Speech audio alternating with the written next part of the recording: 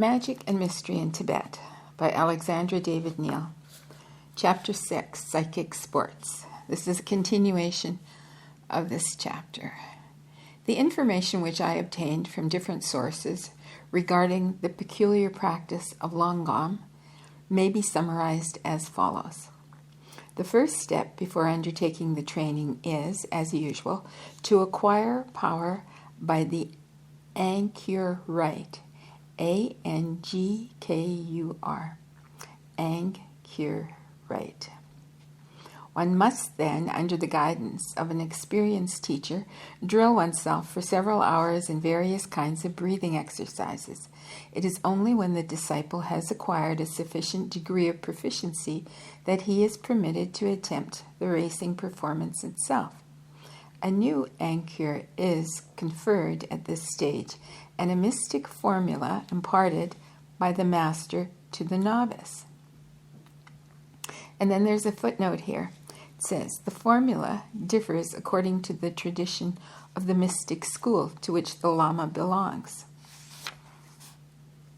The latter is advised to concentrate his thoughts on the cadenced mental recitation of that formula, with which, during his walk, the in and out breathing must be in rhythm, the steps keeping time with the breath and the syllables of the formula.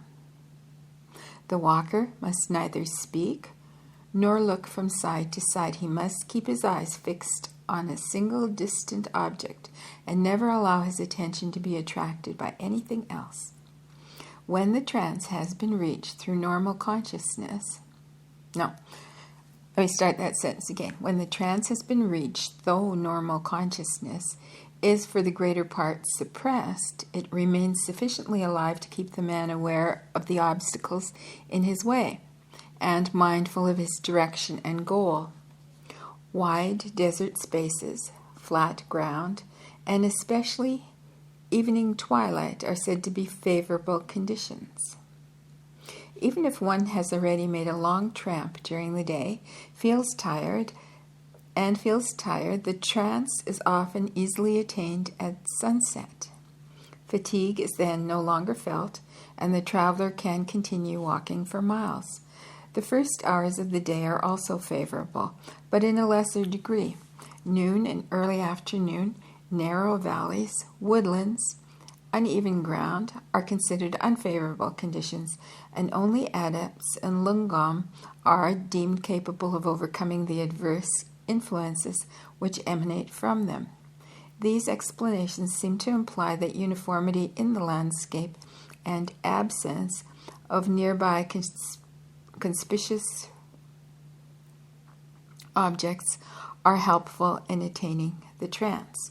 It is certain that a wide desert plain offers fewer occasions of distracting attention from the formula and the movement of the breath than a ravine half obstructed with rocks and bushes, noisy mountain streams, etc. As for the regularity of the pace, it cannot be easily kept up on a rough, uneven path. From my own superficial experience of the practice, though desert tablelands are choice ground, I feel convinced that a forest of tall, straight trees, devoid of undergrowth and crossed by tolerably even paths, may be quite favorable to the trance, perhaps also on account of the uniformity of the landscape. However, this is my own idea and is based on a single personal observation which I made in the primeval forests of Poyul, P-O-Y-U-L.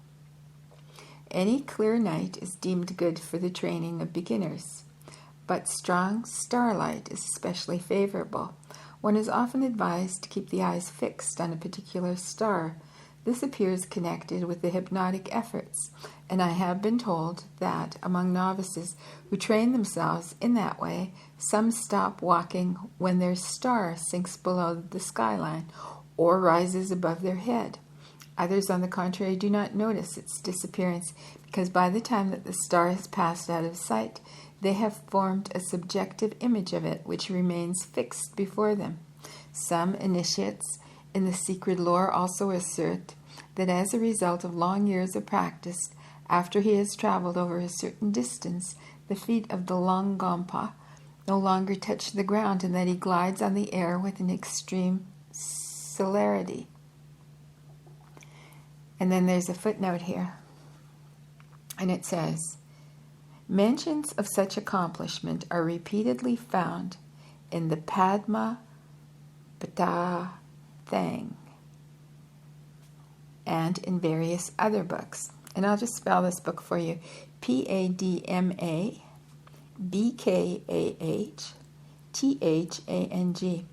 So in that book and in various other books, it is styled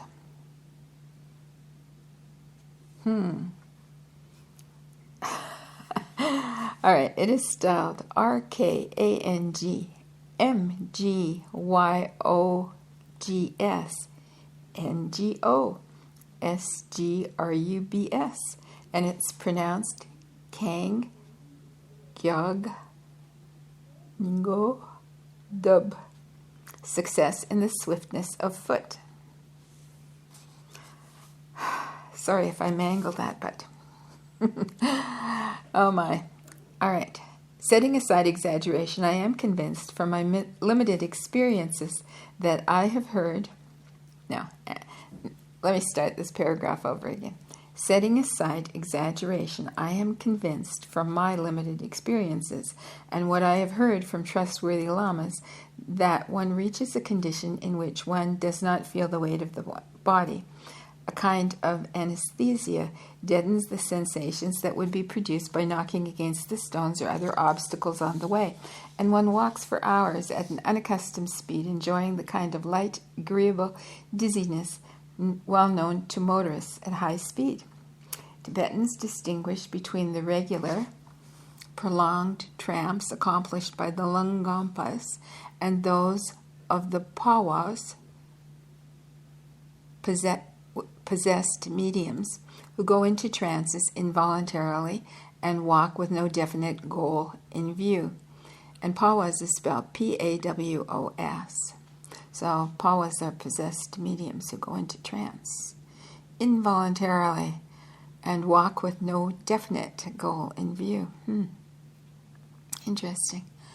Intellectual lamas do not deny the reality of the phenomena brought about in the long run by Longom practices, but they care very little for them.